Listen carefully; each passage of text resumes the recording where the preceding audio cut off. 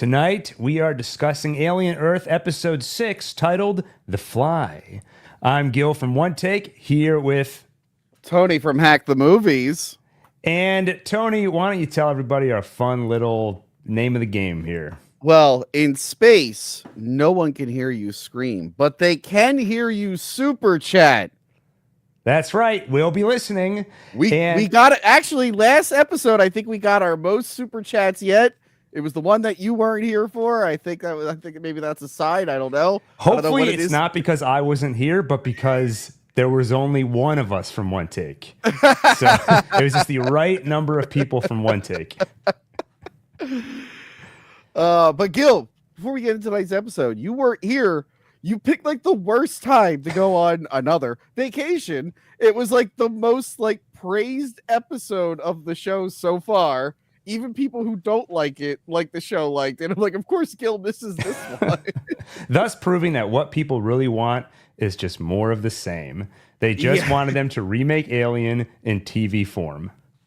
How did you think about my thoughts where I'm like, oh, this is what Alien would have looked like with more enhanced effects and shooting and more violence, and it would look kind of dumb to see that alien running around the ship. How did you feel? Did you like? I liked the episode, even though it was a little silly. How did you feel? I liked it for a lot of the same reasons. I think the thing that stood out the most for me, though, and I kind of hinted at this with my super chat last week, where I said my theory for why so many of the characters are dumb is because it's hard to write a really intelligent character. So instead, you can just turn down the IQ of every other character, and then they seem really intelligent. But I feel like we've been watching a bunch of morons like bump into each other and scramble around, and then Morrow walks in. And he's the only one talking sense. He's not getting distracted by anything. Every time people start like veering off topic, he's like, there's an alien loose. Here's what we're doing. So I found him it was very satisfying watching him. I think I was worried like everybody else, like another flashback episode. Not another as in we've seen more in this show, but just in general, anytime a TV show like gets momentum, it's like, let's do the flashback episode. But I actually found it really satisfying. And getting annoyed at the characters being dumb made me excited to relive that moment from episode 1 where the lady's knocking on the door and he's like, I'm not letting you in. I'm not going to. I really enjoyed it. But tonight's episode, we're back. We're back into the main timeline here. I really dug it. I'm not going to say that about every episode, but I'm like, this is really starting to feel like the show I really wanted. We're past the character introductions. We've set up all the motivations and stuff. Now let's see shit really hit the fan. And shit is hitting the fan this episode. Yeah, we finally saw what was in that bulbous plant thing that's been growing. Yeah, you know what? I thought that would be a bigger... They showed it in the last episode, but I couldn't tell that was the plant. I saw the we saw the bug? No, the plant has the tentacle coming out of it. Oh, so where did the flies come from? I think those might be those leeches. Those are the leeches? Oh, okay. I could be wrong. Okay. I could be wrong because we counted. Remember, was it at 5 species? It's the bulb, the eye, the alien, the leeches. Bulb. Yep. Bulb, I guess alien, leeches, xenomorph. I guess the fly. Well, I said the alien. Oh yeah. Alien, eyeball, flower thing, leeches. So either the flies are a thing that we haven't really seen yet, or we forgot, or they're the leeches evolved. I think maybe they might be a new thing actually. Yeah, I like the episode overall too. I mean, I would say like for better or worse, I feel like it carried on pretty much all of this show's traits consistently. Yeah, which is there's the stuff I love that's kind of wrapped in a lot of the dumber stuff. Yeah. I feel like I had to bring my metaphorical Daniel hat that I'll put on from time to time this episode because we need to have the complainer represented while we're talking through all this. I liked right away we see the alien. And I like that it's like constantly shedding. If you saw it had like pieces of skin like coming off of it. Because we never really get to see the shedding process in the other movies except for Alien Resurrection or Alien versus Predator Requiem where you can't see it, so it doesn't matter. So I like that it's growing really, really fast. That was the thing. Like the facehugger was supposed to stay on you for days. Chest burster comes out like a day later, and then the thing grows really fast. The movies have been fucking that up. So it's nice to see like develop how it would in the first movie. And it's cool that they actually get to see it this time. I know it doesn't really work for horror. You don't want to see it, but we've already had that so many times. It's fun this time. Like, hey, look, there it is. It's getting bigger. Yeah, that's like the point I keep making, which is like the mystique is gone. Like we've seen the xenomorph a million times, so now let's look at it from another angle, like the more fun or the fun sci-fi angle. And like to your point, not only are we seeing it grow kind of slowly, but now we get to spend more time with it in each stage. And it's fun seeing it crawl around, and it's kind of like Terrible Twos, like toddler adolescent stage, and just seeing Wendy's interactions with it and the way it kind of like looks back at her. I mean, I think one of the things the show does best is just the way that aliens stare at you. The sheep and the xenomorph. And you just see like, I think I see intelligent behind their eyes, or in the sheep's case, one eye. Yeah. Or the alien's case, no eyes. Yeah, right. Just like a curling lip that it's weird. I'm really wondering if I know she was weird to begin with, Wendy, or Mazzy as they're now calling her by her proper Christian name. I wonder if they're starting to like manipulate her, because she has this whole thing with her brother where the brother is just like, yeah, come back with me and we'll be a normal regular family. It's like, that's not gonna happen, you idiot. But I feel like she's just like, look, she's starting to sympathize with the alien a little too much. Yeah. She's like, they didn't mean to be here. And she's like, there's a lot of organisms that have a hive-like mentality, and maybe I don't want to be human. I'm like, oh, is she communicating with the alien, whatever psychic thing they're doing? They're like, hey, you're one of us, right? You're talking to us. We're talking to you. Yeah, one of my favorite lines in the episode is when she says, the pronunciation is tricky. I love just when someone makes a statement where it takes you a second or two to realize like the shocking thing behind that, which is she's starting to learn their language, or at least she thinks she's communicating with it. And I feel like the turn she's taking would annoy me. Like the idea of you've got a robot, they're going to turn on humanity. It's the most obvious route to go. But I think here it's a little bit more interesting, at least the angle through which they're doing it. On one hand, she has that thing where she says something like, I want to see the world as it really is. I don't want to feel the world. So it's like she doesn't want to be distracted and clouded by emotions. She's following the Boy Cavalier route of, I want to gain as much intelligence as possible, become a super genius like him. And then there is probably the one that's the most similar to what we've seen before, is where, she's starting to sympathize with the alien over people. Like, people kill each other. Yeah. This alien didn't ask to be here, and she starts to see them more as individuals. Like, the thing tried to kill us. She's like, not that xenomorph. That was a different one. Yeah. If she starts to find out they have a bit of a hive mind, that she might start to change her tune a little bit. She's like, they don't kill each other because alien resurrection hasn't happened yet. And I didn't see that scene where they kill the one alien to break out. What happens when a queen just like gets introduced at some point? Will she just like listen to it, or will she be like, I just have to communicate with the queen to tell her aliens to stop killing us? Like, that's not going to work, lady. It's going to be that scene in The Simpsons where the kids have to choose if they want to go back to their family or go with like the Flanders. On one side, like the Flanders, it's all wonderful and awesome. Then she looks back at the Simpsons like in a swamp and just between the two of them. It was Homer, Lisa, and Bart that Maggie wasn't sure on. Right, then Marge shows up and she's like, okay. I guess Marge shows up like Pocahontas with like the animals in the wind. So the equivalent will be the queen shows up, and that's going to make up Wendy's mind. I do have a feeling a queen is going to come at some point, because I feel like everybody's sleeping on the xenomorph. People in the reviews are talking about how it's kind of weird how the xenomorph is really not the most dangerous thing on there. That, I think, maybe seems even worse. Yeah. But I think is really starting to steal the show. Really starting to steal the show. No, I feel like he's got to be so annoyed at the end of this episode. He's like, the egg door is open. The fly door is open. Somebody open my door. Come on.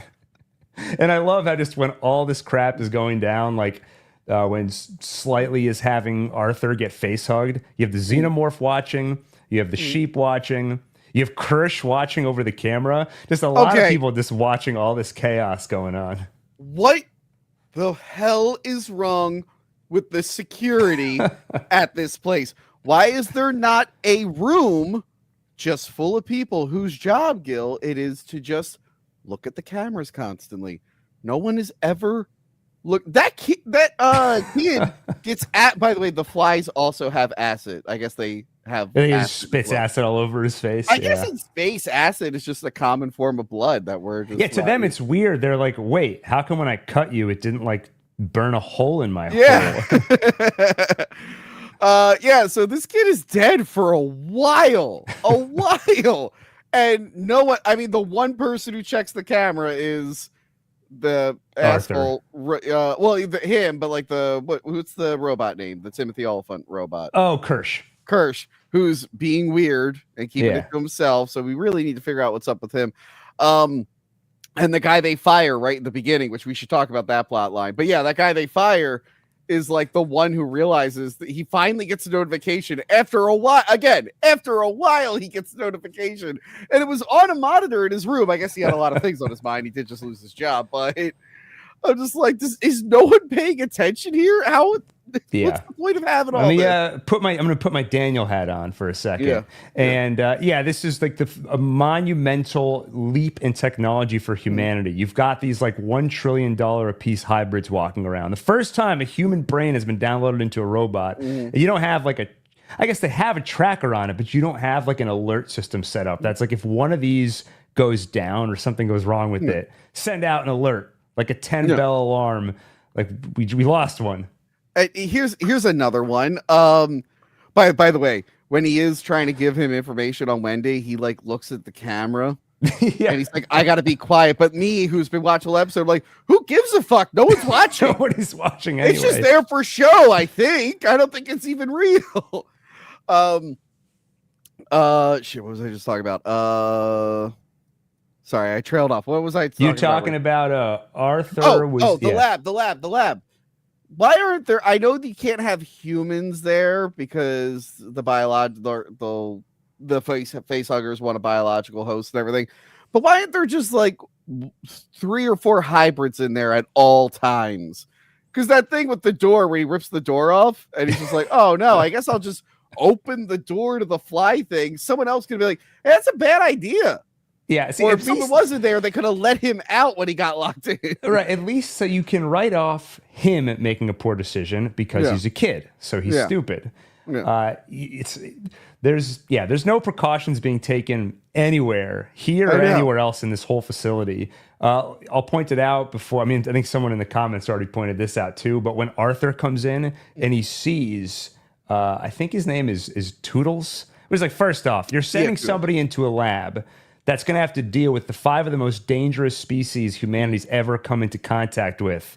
Send Toodles. He's the man we can count on. The Arthur comes in, he sees Toodles dead, and he just opens the door and runs in. Yeah. Whatever killed him is still in there. And he's machinery. You're a squishy human. You probably don't stand a chance against them. Also, they're dead. Why just call help and be like, hey, that guy's dead in there. And also, you got fired. Get out of there. Well, I'd love to help, but I don't work here anymore. Yeah. I have a theory though about Kirsch, because there is the question, like, what is he up to and why is he not reporting? He's been watching all of this. He's been watching Slightly talking tomorrow. He watched everything go down in the lab. And when Boy's like, everything okay? He's like, affirmative. I feel like the obvious route is that there's some form of sabotage going on. Like every previous Alien movie, he wants things to go wrong. And maybe he can't do it himself, but he's like Batman. I don't have to save you. I can stand back and let it happen. Well, he's got like a weird relationship with Morrow too. They're on the elevator and they're talking about like the difference, like how he's a cyborg and he's full synthetic. I wonder how he's being manipulated or how he became sentient enough to want to betray Cavalier. To like what end? Yeah, and maybe I'm giving too much credit to the show, but I feel like that's so obvious. I hope that's not the route they go. And I wonder if part of the twist will be that Kirsch is not actually breaking any orders, that what he's been told to do is give as much leeway as he can to the hybrids. We want to see what they do, even if it means some of them getting destroyed. Don't let Wendy get hurt. That's kind of maybe the one hard line Boy will draw. But we know that he really doesn't. He's very overestimates his own intelligence. So you could see him being egotistical and saying, I can handle this. Nothing's going to go wrong. Overconfidence. So maybe he's basically said, like, give them as much leeway as you can. And only when it gets to a boiling point and you really need to pull me in, do that. And so it's up to Kirsch to decide. It's still a relatively contained situation. Arthur died. I don't care. We lost Toodles, but it's not yet at that point where I have to raise the red flag and say, boy, we may have a problem. Also, letting it happen revealed who like the mole is. It's what's his face who's working for Morrow. How he needs to get like a human host for the alien. Right. No, he already knew that, or Kirsch knew it at least because he was listening into That's their true. communications. So then he's checking. I think maybe he's like building a case. It's just he's letting it get way too out of hand when he already has the proof. But in this robot mind, maybe he's like, I need to be 100,000% sure. Classic alien fashion. The vents are gigantic and super clean. Yeah, it's two lessons I've taken from movies is if you go into the sewers, you will find a kingdom underground, and if you go into vents, it's basically like a smaller hallway that can get you anywhere you need to go. And it's always super. Open up any vent in your house right now; it's going to be pristine in there. Can we talk about why Arthur got fired? Please. Because Redhead, our favorite derpy-faced robot lady, after her little meltdown last episode, or the 2 episodes ago, they put her to sleep and they're going through her and they're realizing her problem is not physical, has nothing to do with the machinery. She's not pregnant. State. Yes, she's not pregnant. They said that she had trauma going into this, and I'm like, all right, well now you guys are really mean. I thought maybe they hired her because she was stupid and they thought it'd be funny, but now I'm like, you guys are really mean. She should not be in this program, or at least not walking around. Like, she's a liability. You don't want to give that one super robot strength. So the one guy, the fancy British man who's like second in command, I guess, the Boy Cavalier. Oh yeah, I looked up his name, Adam, like Atom. Yes, he's like, hey, delete all her memories right up until before the crash. And slow her processing speed or something like that. Yes. And they're like, no, we can't do that. Or Arthur's like, I can't do that. And he's like, all right, you're fired. Your wife still works here, which is awkward, but you're fired. Goodbye. Yeah, which I like him standing up for what he believes there. I kind of wish it's weird that they're husband and wife. Like it gets brought up a couple of times here and there. And to me, it kind of feels like the reverse engineering of, okay, Arthur's probably going to die. He gets face hugged at the end of the episode.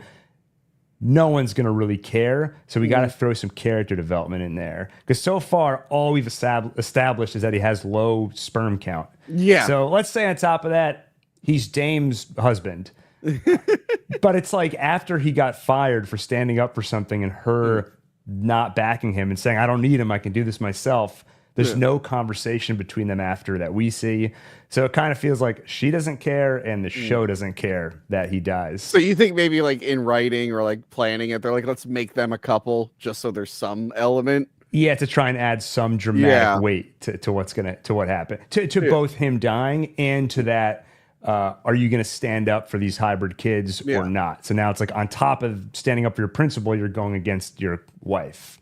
So then Redhead, they erase her memory, they do all that stuff, but for whatever reason, they didn't tell everyone they were going to do this. So she wakes up and Wendy's like, remember the crash and all the aliens? She's remember like, how weird it was when you said you're pregnant? And she's like, what the hell are you talking? And like you said, they slowed down her processing. So she's like, what? I did what? And she's like, I don't remember. I'm like, I love the way she phrased it. You can't just erase 7 weeks and then not tell everyone to like dance around certain subjects. You just undid the whole thing that you just did. Yeah, especially, they've kind of positioned Wendy as not exactly the confidant, but she is kind of like the quasi leader of the kids. Like she's the one who initially welcomed them all. So I feel like Dame would have pulled her aside and been like, listen, Wendy, Nibs had a little problem and we nibbed it in the bud. But we're going to need you to not bring up some of the stuff that happened for the last week. It's like 50 First Dates, how the whole town is in on it. With the girl's memory. Remember they all pretended. I never watched that movie. It's all right. So Gil, I'm going to pretend to like Happy Gilmore too, even though it sucks.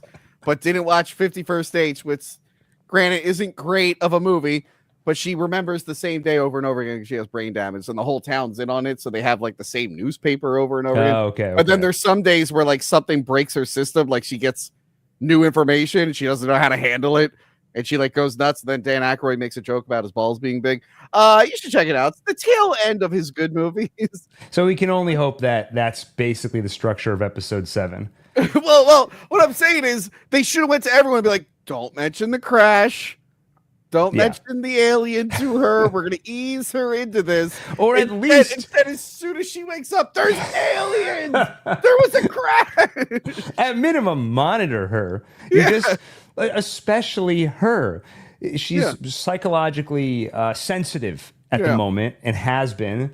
And so you just throw her out there into the deep end. By the way, I feel like we just set up like if this was a sitcom, that'd be a Kramer moment where everyone's on board, be like, don't tell her about anything. Then Kramer walks in like, hey, remember that alien? What alien? Kramer!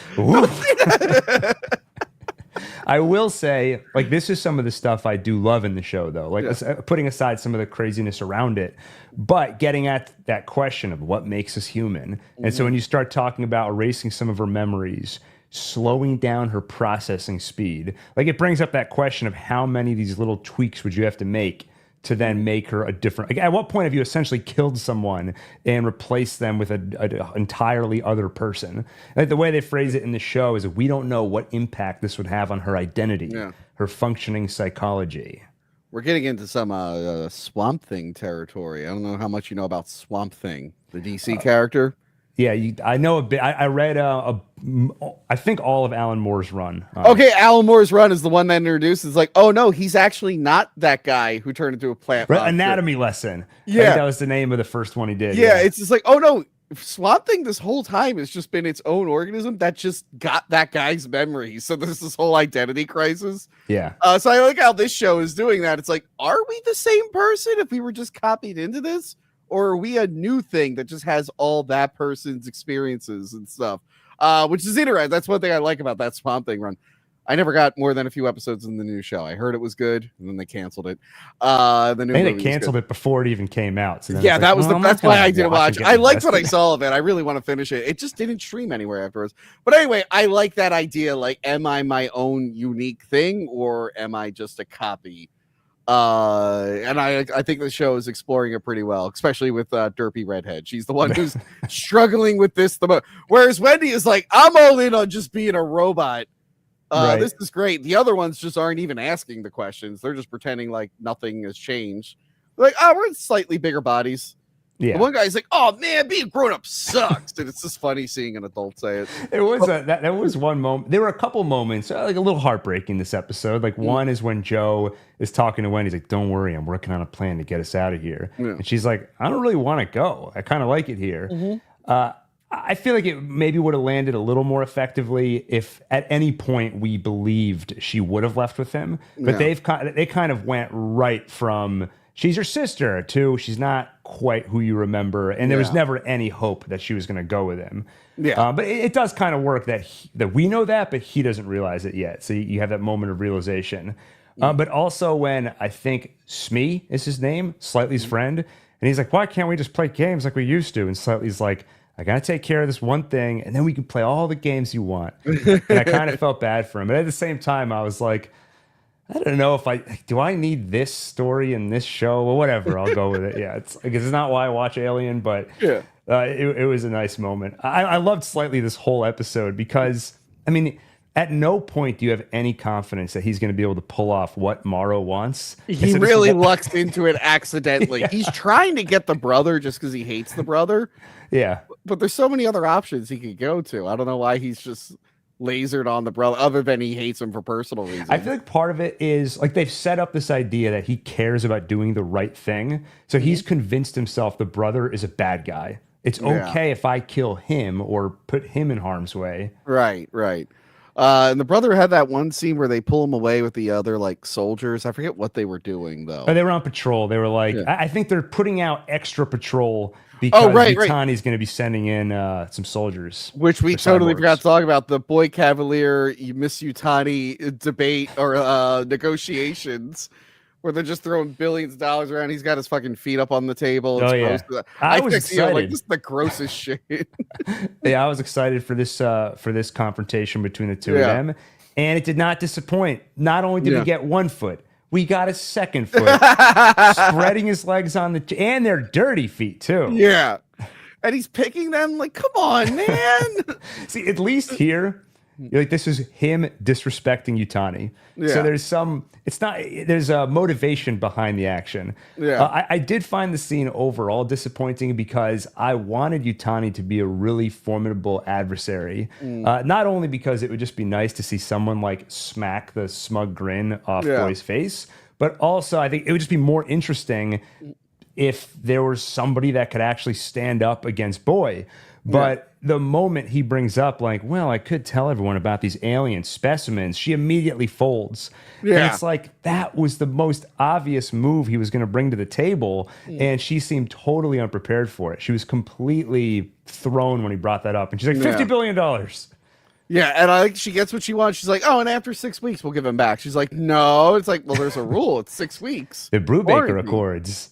It's like, I'll give him back after 6 That's a nice bit of world building. Like they have these accords, I guess, about how to handle alien specimens. You need a 6-week quarantine. It just tells you, I've always been curious about like when did first contact happen in this world. So that gives you some idea that they've had enough experience to have accords. Well, the Predator, obviously. Right.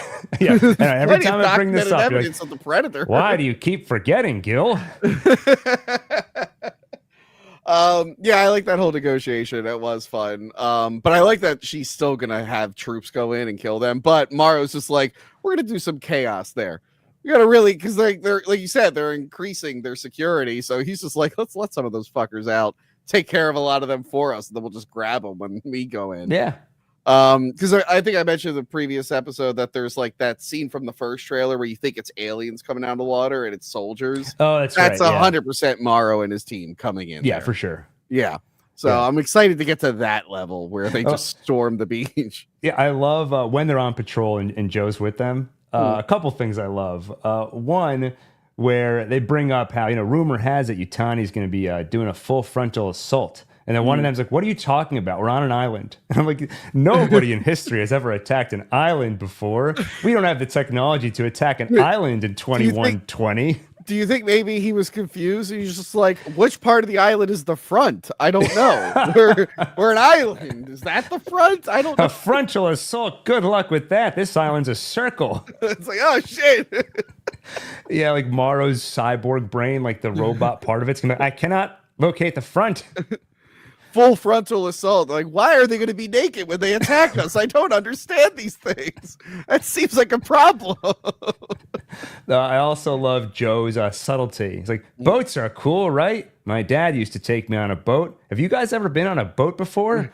Like, Joe, whatever you're thinking, shut it down. But yeah, I dug this episode. It was fun seeing like what aliens were gonna get out of those pods. Oh yeah, the containment field thing. I'm trying to think what else happened in the. Did we cover all like the big plot points? Yeah, I'm scrolling up and down my notes here to see if we missed anything big. We jumped around, but I feel like we covered most of it. I was gonna say, going back to Kirsch and Morrow.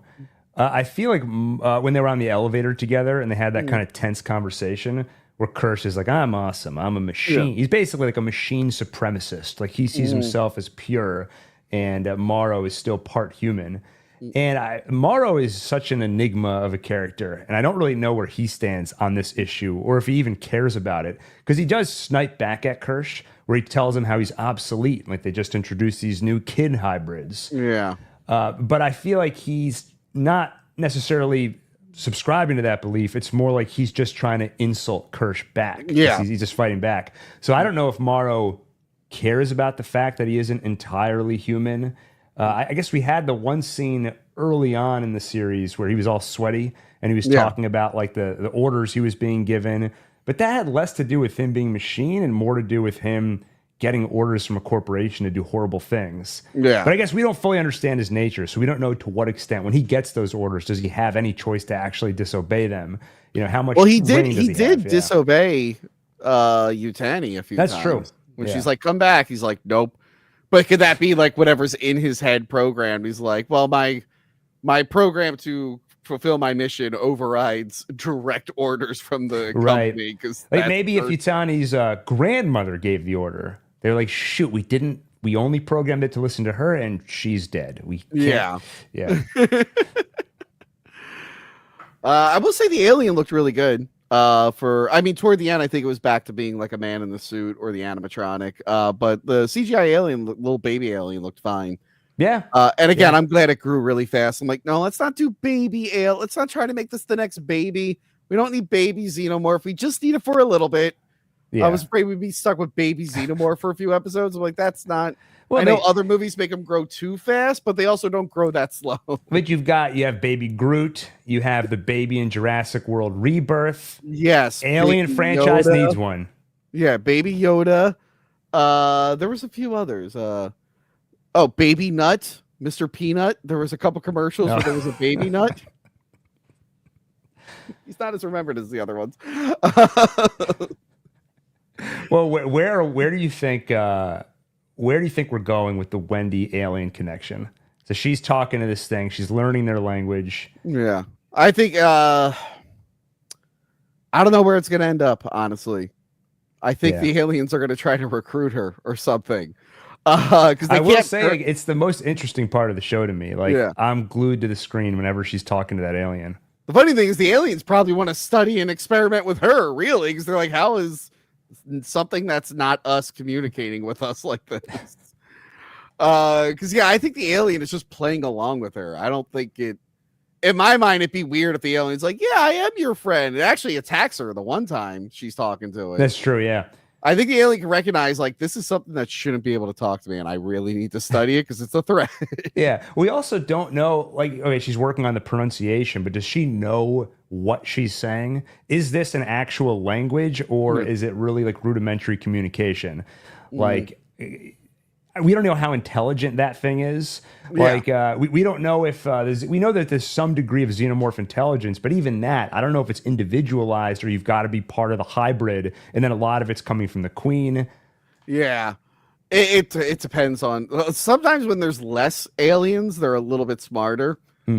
Because I guess at some point when there's just hundreds, they're like, well, most of us are cannon fodder. One of us will succeed. We'll just throw a bunch of us in front of the guns for 10 minutes. Right, right. So yeah, I guess also a lot of the aliens we see, aliens are probably the oldest aliens we've seen because there was 2 weeks between them being infected and them starting the hive. But yeah, so we've always dealt with very, very young aliens that were like fresh. Right. But I feel like we're going to spend a little bit of time with this one here. And now we have another alien on the way. So I don't know which one from the preview we saw that's going to be running around in the woods. I don't know if it's the one that's already in containment or the one that's going to come out of Arthur. Right, right. At this point. But yeah, I really don't know where it's going to end up with Wendy. And I kind of like that I don't know where it's going to end up. Because it is disappointing sometimes where you just call what's going to happen in the show. But this one, I've been throwing curveballs left and right here. So yeah. I didn't see. I think when you texted me the picture of Boy with his feet on the table, and you're like, "I'm gonna throw up." I was like, "Yeah." If you told me, or when I was told a couple of years ago, they're making an alien show. Like if I were making a list of things I expect to see, that wouldn't have been anywhere on the list, unless you told me Tarantino was directing. Yeah. Tarantino's like, this is the best movie ever. I will say this movie is ignoring Romulus's addition of a cocoon. They're getting rid of that element. I think that was just specific to the aliens on Romulus. Yeah, Romulus, yeah. On FX, Romulus played before the show again, which actually makes me like the show more because then I got to watch the ending of Romulus where I'm like, this is just Alien Resurrection. Why did they do this? And then I see something fresh and new in Alien Earth. I'm like, they should always play Romulus right before Alien Earth. All right, should we look at super chats? We have 2, yes. Get your super chats in. I'm scrolling. Yeah. Wishmaster98, thank you for the $5. Hey, Tony and Gil, the more and more these episodes go on with these hybrids are going to lead to the creation of the Autons, like Cole from Resurrection. Autons. Do you remember? I think I mentioned in a previous episode. Do you remember the whole backstory with Winona Ryder and Resurrection? Those are like second generation machines, like robots. Yeah, it's like they were robots designed by robots. Yeah, and they didn't like being told what to do, and they like rebelled and stuff. And they are like more human. Like Winona Ryder's character in that is pretty interesting because she's like a robot, and she has more sympathy and compassion than anyone on the ship because everyone else is an asshole, and Ripley's kind of like half alien, so you can't really trust her. Right. And she like hates herself for being a robot. She's like, I'm disgusting. Yeah. So yeah, part of me would have said, if you asked me this question like a year ago, I'd been like, no, they're not going to mention anything about resurrection. But as I said, since Romulus just stole the ending of that movie, I'm like, maybe they will build up the alien resurrection. I don't know anymore. I do like how I think the director of that movie said, like, his kids pointed it out to him. They were like, you know, this is kind of like what happened in Resurrection. And he was like, oh, yeah, shoot. What the fuck? How do you mess that up? Hey, Gil, I'm working on a Terminator movie, and I just wrote the end of the script. They fight in a molten steel factory. Get this, Gil. What if the robot goes back in time? Yeah. I was like, Sylvester Stallone was saying he has an idea for a Rocky 7, and he's like, it's like he trains this really angry kid who's coming up in boxing, and he trains him, and I'm like, did you see Creed? Yeah, well, one, you tried that in Rocky 5, and then you did it again in Creed. You've done it twice. You've done it twice, and it did well the last time. Let that keep going. I'll watch more Creed movies. Yeah, that's so bizarre. It's like, no, you've already done this, old man. Big Bro Cook, thank you for the $4.99. Any movies you'd like to see get a series like this? I'd want 28 Months Later or a Sunshine Show. Oh, I don't understand, because 28 Months After already exists. Yeah, it's a bit redundant. No, I actually Sunshine. I don't know, a show in the Sunshine universe. I don't think like what's unique in that universe. It's been so long since I saw that movie, but I don't remember there being a big hook that would make that universe different from this one, other than like the specific premise of what was happening on that ship. The only wiggle room is that they come across the first failed ship and the crazy guys in there who killed everyone. I guess you could do a prequel about that, but then it's like, who cares? Because we already know that one crazy guy is going to kill the crew and just wait for the other ship to come. Right. 7 years later. Like, it doesn't. Well, the one thing I do remember them saying, they had ideas for more Sunshine. Like, I feel like they wanted to make it a trilogy. So if we have to do it again. Yeah. It's like, what? They make a point to say that there's not enough raw material on Earth to make that anymore. They're like, we did it once. We had a backup. We're fucked after this. So well, I remember, okay, what other movies should get a series? I remember Rocky. Stallone was saying you wanted to do a Rocky prequel, so we could do that. That'd be boring. I know. I was like, the point of Rocky, like, you were seeing the interesting part of it. Like, that was the story. If there was more interesting stuff before that, that's the movie they would have made. I'm trying to think, like, what kind of like horror or sci-fi or horror sci-fi could work? Predator? Predator, if you went like season by season, was its own unique story, that I would do. Right. Even if they went animated, like Killer of Killers. Yeah, cool. I'd be fine with that. I actually think animated is a good way to go for a lot of these. Like Terminator Zero, it gives you so much more flexibility, like budget wise, and because it's more niche, I feel like they'll be a bit more hands off in the creative direction you go. Yeah, I would love a Hellraiser series. You could do a lot with that. I mean, they've already done it with the movies. Like, there's people who sin in many different ways and have different like temptations and stuff. You can have a lot of fun with like a Hellraiser series. Just like, you make it very formulaic. Like, hey, there's a bad guy who finds the box, or it's a good guy who finds the box, and Pinhead comes at the end. Yeah. That could be a fun one. I would actually really, really dig a Hellraiser series. That would be cool. I second that one, and then I'll put mine as Planet of the Apes. Yes, they did an animated show and a live action show like in the 70s or 80s. Yeah. But I feel like you could do that now. In cool. this new continuity. Yeah. Maybe like, or the series could bridge the gap between the new and the old continuity. And then they could throw in the Tim Burton continuity too. Yeah, which would make no sense. The multiverse works every time. People love it. But yeah, that's all I really can think about. 28 years later, like a show that takes place in that universe would be really cool to see, like, every year how it got worse and worse in the 28 days timeline. Yeah, that would be cool, but I wouldn't really trust anybody to do that other Yeah. than Danny Boyle and Alex Garland, and I feel like there's no way they would commit to a series. Yeah. I hope that answered your question. Yeah. Yeah, what else is there? I didn't watch the preview for next week, but I don't think you watch previews, right? No, usually not. I think I said that in the first episode. I was like, we don't watch the previews. And then you were like, so anyway, on the preview, we saw this. So then I was like, what the hell? I'll just start watching them. Well, yeah, that's how I get my thumbnails. I like look for a shot in the preview. But yeah, good episode. Good episode. Things are moving faster in the show now. Yeah, solid episode. Only 2 left until we have one more than the finale. I'm gonna do my best. I might have to miss next week, but I'm gonna try not to. Don't make me do it with Daniel. Because I have to shoot the episode. I have an episode that got rescheduled that day, but we're doing it early at like 6, so I think I can wrap it up before the show ends. All right, so you heard Tony. There might not be a stream next week. We'll see. Dude, you guys should still stream. What are you talking about? Wait, can I still stream it to your channel? 100%. You Oh, I'm doing it. I love it. Oh, I get to be in Tony's house, and I get to come over and stream from your place, right? But yeah, I'm gonna try not to miss next week. Okay. Okay, cool. Sounds good. I can't hold it against you if you do. But yeah, in the next episode, it's gonna be a while, right? Yeah, there are. It's funny. I wish there were more episodes now that we're at this point. Everything was established. We got the flashback episode. Things are moving. I'm like, oh, can we get like 4 or 5 more episodes to see all this shit go down? Yeah, and they haven't. I don't think there's been an announcement for future seasons, other than we know the showrunner wants to do them. Yeah, but hopefully we get more. Yeah, hopefully. I feel like I think the buzz has gotten better with the show. I think on my end.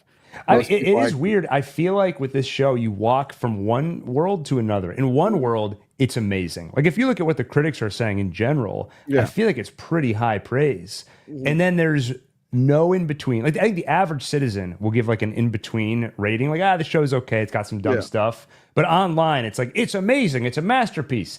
It's a return to form. Or it's like this show is the worst. It's atrocious. Let me check. Because I said that last episode was really good and probably won a lot of people over.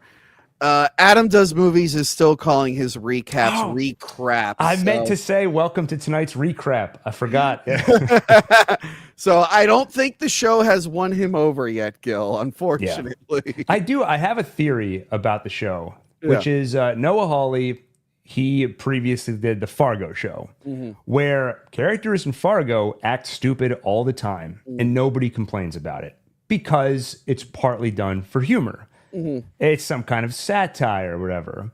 I feel like he brought a lot of that into this show, but then maybe they were like, I don't know if this works. Yeah. And so they started to pull back. And then it ends up in this weird in-between spot where you have characters being dumb, but not for any satirical ends other than corporations are terrible, right? Yeah. And you know it's on purpose, because if you watch last episode, there's a guy who literally just like doesn't understand what certain words mean. Like, if you split your pie in half, you'll have 2 holes. And questionable if the character actually fell for it or was just trying to be nice and giving him pie. But the fact that he thought he would fall for it says that he's used to people in this world falling for such stupid things. Yeah. So it's to me, it's clearly on purpose. Like it's not just sloppy writing. I just don't know to what end. And so my only theory is they were trying for some satirical angle that I feel like isn't there enough. So you end up in this weird in-between spot that just doesn't work. Maybe it will make sense at some point, though. Maybe once it's done, we'll look back and be like, actually, that was perfect the whole time. Yeah, episode 8, they're all going to pull these alien worms out of their brains and be like, we were infected. What were we doing? You opened that door before? How come nobody's monitoring all these kids? Doesn't make any worms sense. Are making... Why is the door to feed the alien so easy to break? Like, I know he's super strong, but like that door should be stronger than him, really. Yeah. It's the gas leak season from Community. Do you know about that? No. Where so Dan Harmon was running that show. He got fired for a season, and then they brought him back. Yeah. So anytime they referred to events from that season, because characters were acting out of character, the writing wasn't as good, they would say, "Oh, remember that gas leak last year?" So they wrote it all off as like we were all acting different because of a gas leak. That's pretty funny.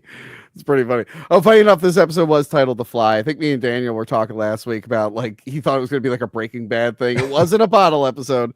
I've only learned recently that people don't like that episode.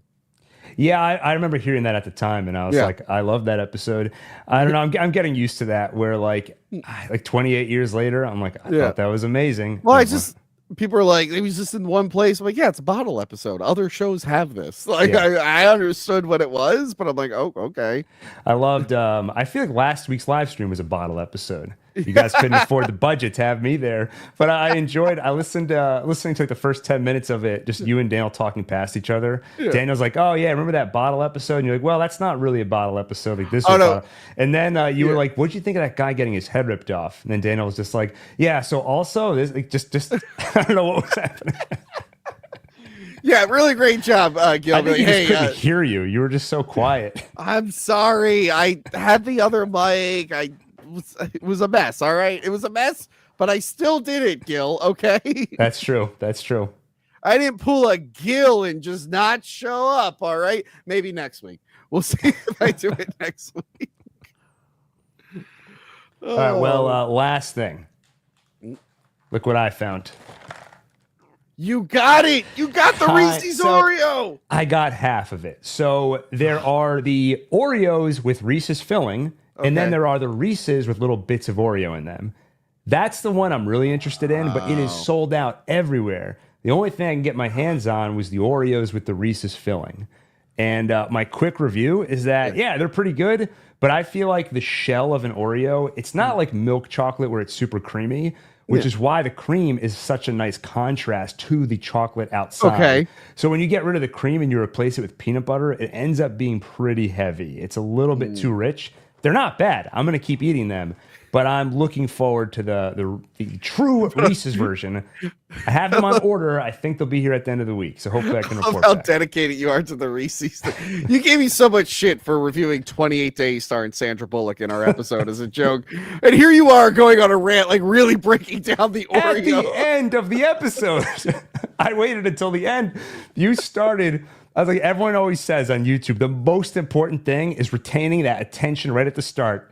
And you call it, what's the best 28 Days Later movie? The first 20 minutes is talking about Sandra Bullock's 28 Days. And I'm like, Tony, my time is valuable. And I'm watching 28 Days and like preparing thoughts on it.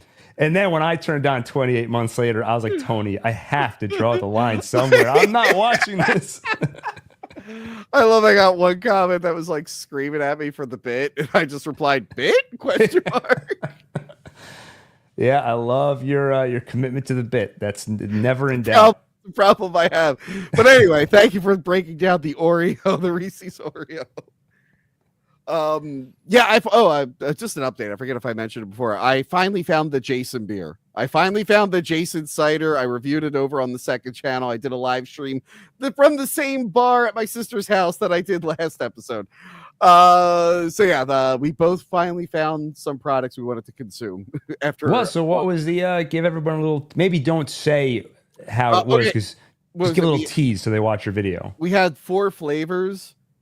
We really liked one, and one was okay, and the other 2 were terrible. But you'll have to go and watch and see which one it is. That's good. That's a good tease. I actually I met Jason because I went to Halloween Horror Nights at Universal. I didn't realize you were down there. Yeah. Oh, I didn't know that. Royce texted me. He said the Friday 13th maze is awesome. Was it? It was good. At first, I was a little disappointed because it was so repetitive. It was just like Jason pops out, Jason pops out, and it's the new Jason, right? The new face. It happened so fast it was hard for me to register. But in the second half of the maze, they got more creative. They started bringing in like different variations of Jason and stuff. So it was good. Yeah, they had the drinks there too, but I didn't get any.